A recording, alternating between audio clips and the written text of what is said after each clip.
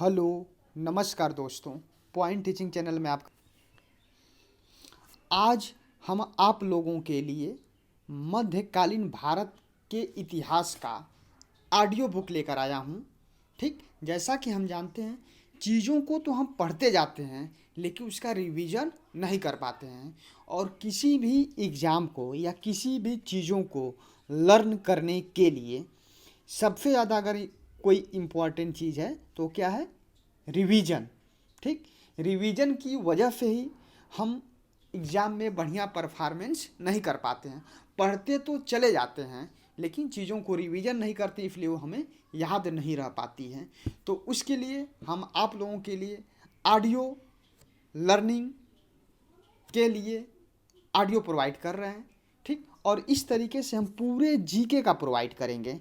ठीक, तो आज मध्यकालीन भारत के इतिहास से जो टॉपिक है, पाल वंश, सेन वंश, कश्मीर के राजवंश, गुर्जर प्रतिहार वंश, गढ़वाल वंश, गुजरात के चालुक्य एवं सोलंकी वंश और मालवा का परमार वंश और अजमेर के चौहान वंश का टॉपिक लेकर आया हूँ। और ये भी पूरा एकदम जैसे बुक ही नहीं, पूरी बुक को ही लर्न करवा देंगे। ठीक, ऐसे क्वेश्चन जो एग्जाम में पूछा जाता है और इम्पॉर्टेंट क्वेश्चन। तो आइए ध्यान से सुनिए पाल वंश के बारे में। पाल वंश का संस्थापक गोपाल था और किस सन में? 750 से 770 ईस्वी के आसपास। ठीक, गोपाल जो है बौद्ध धर्म को मानता था। ठीक, गोपाल के बाद ठीक धर्मपाल वहाँ का शासक बना। कौन से सन में? 770 से 810 के बीच। धर्मपाल ने विक्रमाशिल विश्वविद्यालय जो भागलपुर में पड़ता है और सोमपुरी बिहार की स्थापना करवाई। ठीक, धर्मपाल के बाद देवपाल शासक बना और जावा शासक बालपुत्र देव के अनुरोध पर देवपाल ने उसे नालंदा में बौद्ध विहार बनवाने के लिए 5 गांव दान में दिए थे।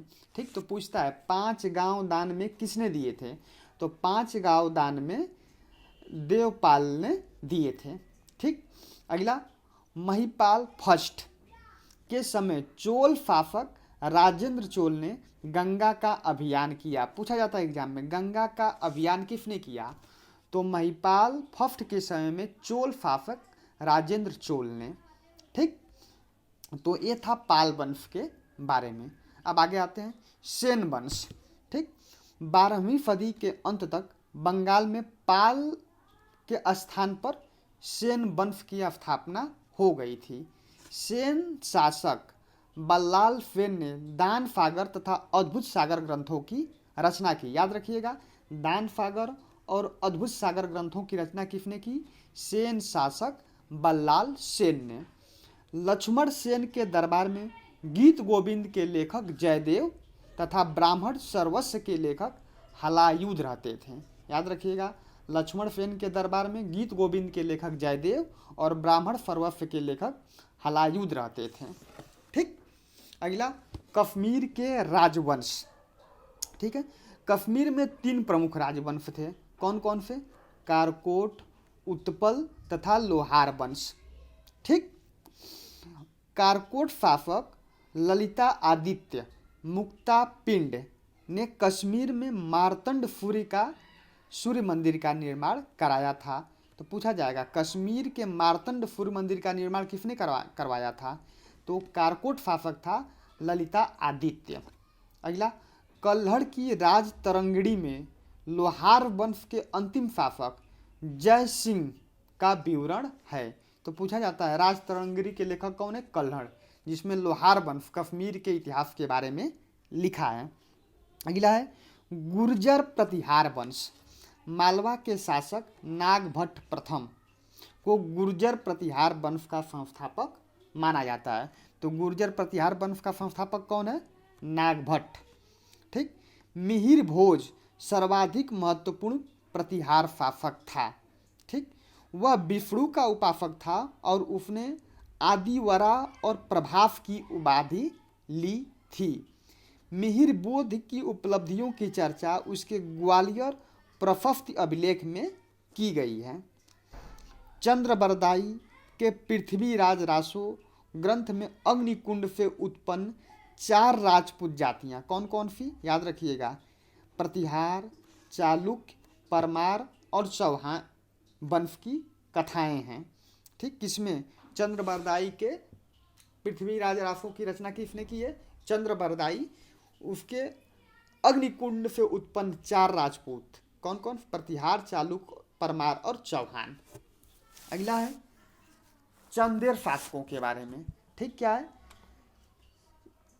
9वीं सदी में चंदेल वंश की स्थापना हुई और चंदेल वंश का संस्थापक कौन था? नन्नुक था। याद रखिएगा, बहुत पूछता है। चंदेल वंश का संस्थापक नन्नुक था और इसकी राजधानी चंदेलों की कहाँ थी? खजुराहो थी। ठीक, आगे प्रसिद्ध सेनापति आल्हा उदल चंदेल शासक परमादिदेव के दरबार में थे। पृथ्वीराज चौहान से युद्ध करते हुए वीर गति को प्राप्त हुए। कौन? आल्हा उदल। आल्हा उदल जगनिक के आल्हा खंड के नायक थे। इस काल में निर्मित कंदरिया महादेव का मंदिर शैव धर्म, याद रखिएगा, कंदरिया महादेव का मंदिर कहाँ है? खजुराहो में। कंदरिया महादेव का मंदिर शैव धर्म तथा चतुर्भुज मंदिर वैष्णव धर्म से संबंधित था। तो पूछा जाता है कि कंदरिया महादेव का मंदिर कहाँ है? खजुराहो में और शैव धर्म से संबंधित था। ठीक, अगला गढ़वाल वंश और कहाँ के? कन्नौज के। इसका संस्थापक चंद्रदेव था।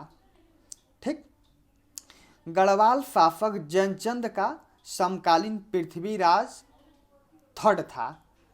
चंदावर का युद्ध 1194 ईस्वी में जयचंद और मोहम्मद गोरी के बीच हुआ, जिसमें जयचंद पराजित हुआ चंदावर के युद्ध में। ठीक, गुजरात के चालुक्य सोलंकी वंश, इसके संस्थापक मूलराज थे।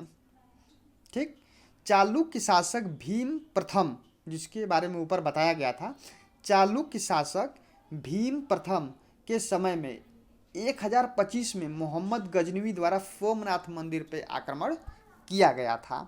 भीम प्रथम के मंत्री बिमल ने दिलवाड़ा के जैन मंदिर का निर्माण करवाया था।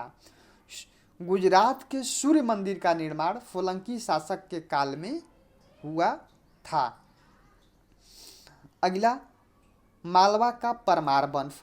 परमारों की राजधानी कहाँ थी? उज्जैन थी। ठीक, भोज परमार वंश का सर्वाधिक महत्वपूर्ण शासक था। आगे है अजमेर के चौहान वंश, इसके संस्थापक वासुदेव थे। ठीक, चौहान शासक भिसल देव ने हरिकेल नामक संस्कृत नाटक की रचना की। पृथ्वीराज थर्ड सर्वाधिक महत्वपूर्ण तथा अंतिम चौहान शासक था। इन्हें राय पिथौरा कहा जाता था। उसी के बाद पृथ्वीराज थर्ड से ही, जिसे पृथ्वीराज चौहान भी कहा जाता है, तराइन का प्रथम युद्ध 1991 में मोहम्मद गोरी और पृथ्वीराज चौहान थर्ड से हुआ, जिसमें मोहम्मद गोरी पराजित हुआ। दूसरा युद्ध 1192 में तराइन का ही पृथ्वीराज चौहान और मोहम्मद गोरी के बीच में हुआ, जिसमें पृथ्वीराज चौहान पराजित हुए। पृथ्वीराज के दरबार में जयानक और चंद्रबरदाई रहते थे, जिन्होंने क्रमशः पृथ्वीराज विजय और पृथ्वीराज रासों की रचना की। तो आज के ऑडियो में केवल इतना ही। आप इसे दौड़ते वक्त, कुछ वर्क करते वक्त भी सुन सकते हैं। तो आइए देखते हैं।